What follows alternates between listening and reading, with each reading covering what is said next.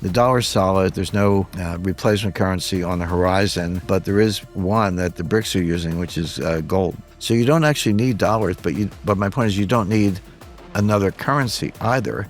You just need gold. I would say gold will go to $10,000 an ounce. That seems to be an almost pedestrian prediction at this point. But where I think I stand apart is I will say that it's going to go to $10,000 an ounce much faster than people realize. That's going to happen a lot more quickly than people expect. But there's no way that gold goes to $10,000 an ounce. The silver doesn't go to $100 or $200 an ounce. No, silver is along for the ride. You're not going to see the kind of price increases I expect in gold without similar price increases in silver.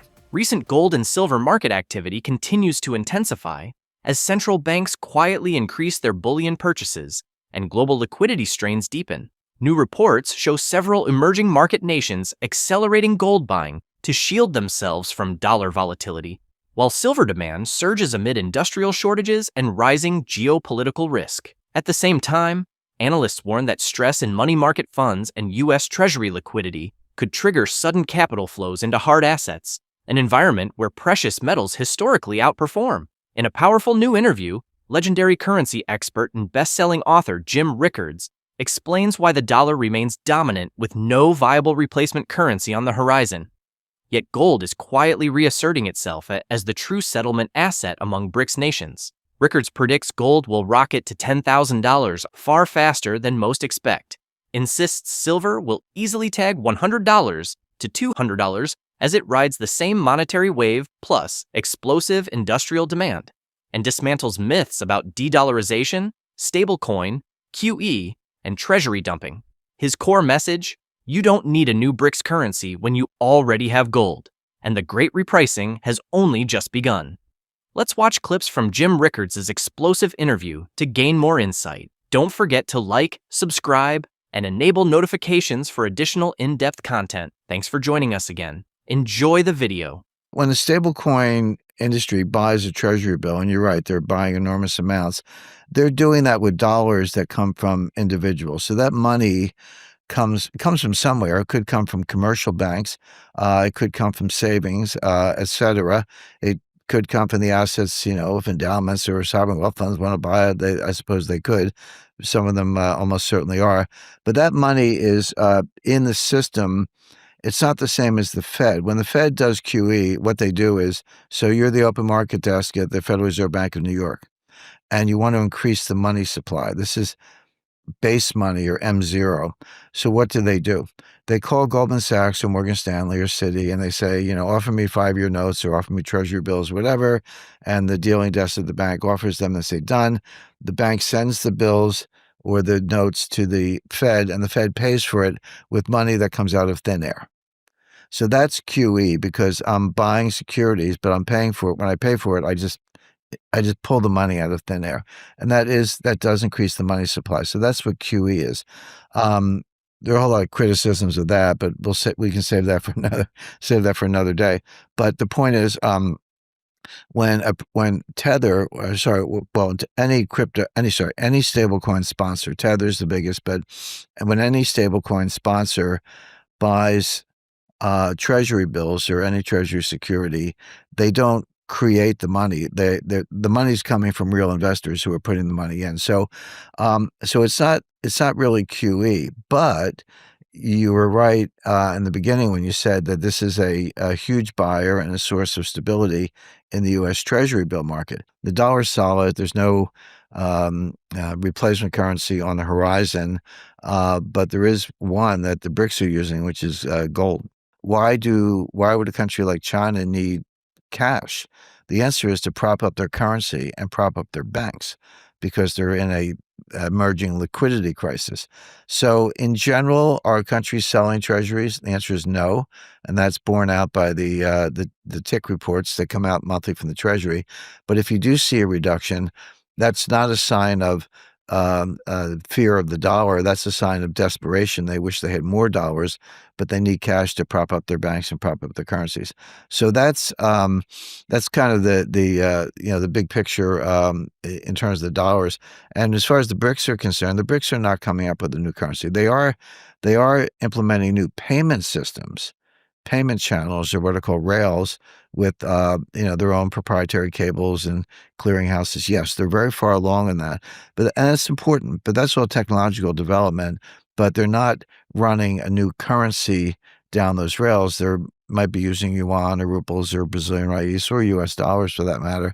They just want to get outside the SWIFT system and Fedwire and automated clearinghouse and other dollar-based systems where they're more vulnerable to freezes and so forth. But my point is, the BRICS don't need a new currency. They already have one. It's gold. In other words, if you're China and I'm Russia, and I'm selling you natural resources and you pay me in yuan, and I'm buying manufactured goods from you and I'm paying you in rubles, we build up these ruble yuan balances. Or there are, I think, about 12 or 13 members of the BRICS right now, and there's a waiting list of 20. So there are more countries in that trading network and potential currency network, including Brazil and India and others. But just take a simple bilateral relationship between Russia and China. Okay, so you've got a bunch of rubles and I've got a bunch of yuan. How do we settle that up? Well, a couple things. Number one, you don't have to settle it up in real time. You can do it quarterly or twice a year, et cetera. The central banks can basically redeem or provide liquidity to the importers and the exporters. So the individual actors in their countries can deal with the central bank. The central banks themselves have to deal with each other. So number one, it's not real-time settlement. It can be done, like I say, quarterly. And number two, it doesn't have to be done on a gross basis. It can be done on a net basis, meaning I owe you something, you owe me something. Just net them out. One of us owes the other on net, but that net is a much smaller number than the gross payments. So settle quarterly on net, and we can settle in gold, and we're all square, and we move on. So you don't actually need dollars, but my point is, you don't need another currency either. You just need gold. Silver has always performed both functions. Now, you're right, Alex. The role of silver and its designation as you describe it, as a strategic asset, is new. But silver has always been an industrial input, and that's why it's more difficult to analyze silver than gold. Gold actually is not good for very much, except it's the best form of money. So that's what we've been talking about. But the industrial applications of gold are quite few. I visited some of the biggest refineries in the world. I asked them, they make 4 nines gold, 99.99% pure gold. I've seen the electrodes. I see how they do it, and I guess I say I've been in all the refineries. And I asked one of the biggest refineries in Switzerland, their top guy, I said, "Can you make 5 nines?" And he said, "Yes, it's more expensive than gold. It's extremely expensive to do. It's more expensive than the gold itself. But we do it for certain kinds of wires, like ultra thin wires. But that's not that common. Coating for space helmets. It's got a few uses, but not that many. Silver is different. Silver is used in a lot of applications, automobiles, electronics, and other weapon systems and so forth. So gold is pretty much just a precious metal. Silver is a precious metal, but it's also an industrial input. So when you're trying to forecast the price of silver, you have to think of both factors. We could be in a situation where the economy is going into recession, so the industrial input side goes down a little bit, but the precious metal side is going up. Or you could be in a situation where both of them are going up because of new, U.S. rearmament and new weapon systems. The U.S. we gave all the junk, we gave all the stuff in the junkyard to Ukraine, but now we're going to build some good weapons for ourselves, and silver is an input to that. So yes, I think look, there's no. I would say gold will go to $10,000 an ounce. I think everyone says that. I've said it for a while, but okay, fine. That seems to be an almost pedestrian prediction at this point. But where I think I stand apart is I will say that it's going to go to $10,000 an ounce much faster than people realize. That's going to happen a lot more quickly than people expect. But there's no way that gold goes to $10,000 an ounce. The silver doesn't go to $100 or $200 an ounce. No, silver is along for the ride. You're not going to see the kind of price increases I expect in gold without similar price increases in silver. People ask me all the time, well, what's going to happen with the dollar? Is it going up or going down? And, as a trained lawyer, I answer your question with a question, which is, you ask me if the dollar is going up or down, and my answer is compared to what? In other words, on a given day, the dollar could be up against the yen, up against sterling, down against the euro, down against the franc, and down against gold. And the dollar can be up or down at the same time, depending on what your metric is. How are you measuring the dollar? I use gold because the currency, the euro US dollar cross rate is the most liquid, most heavily traded cross rate in the world. And there are a bunch of others, francs and Swiss francs and sterling and so forth, yen, of course, but they stay with it, and they can be up or down. If you're a currency trader, that's really important to you. I understand that, or an investor. But to me, they're all passengers in the same lifeboat. I mean, again, they can change seats, but they're all in the same lifeboat. They're going to kind of sink or swim together.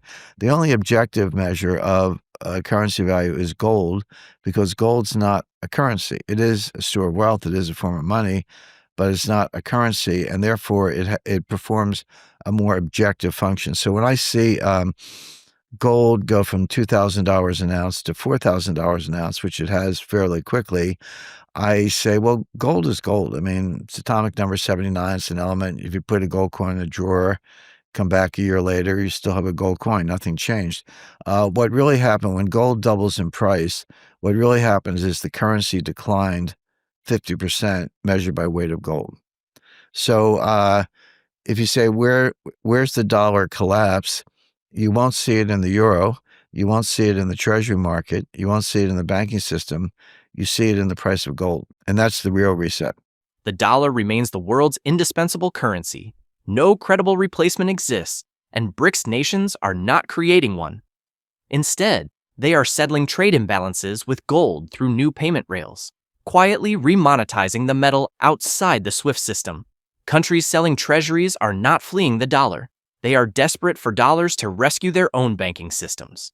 Jim Rickards expects gold to surge to $10,000 an ounce far faster than markets anticipate, with silver riding the same monetary wave to $100 to $200.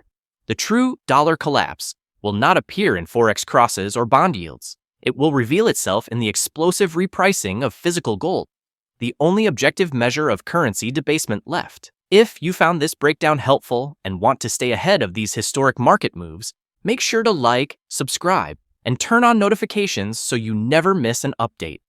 Your support helps the channel grow and keeps you informed when the markets shift next.